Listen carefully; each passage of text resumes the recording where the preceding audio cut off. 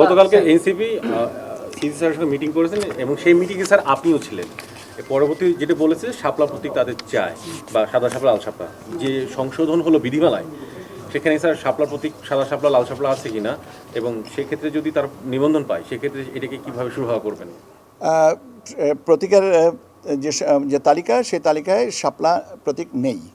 এখন ব্যাপার হচ্ছে যে এটার ওনাদেরকেই বিকল্প একটা প্রস্তাব আমাদের কাছে পাঠাতে হবে, সেটার জন্য অপেক্ষা করতে হবে বা সেটার জন্য আমরা জানাবো এবং ওনারা এটাকে জানেন যে এটা নাই। তো এখন নিষ্পত্তিতে হবে দুজনের সম্মতিতে। তো আমরা আশা করছি যে একটা সম্মতি তো ওনাদেরই বলতে হবে।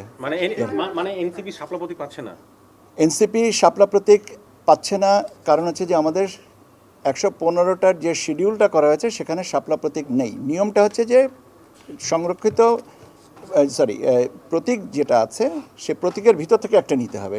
সে প্রতীকে যদি শাপলা প্রতীক না থাকে তাহলে দেওয়ার সুযোগটা কোথায়?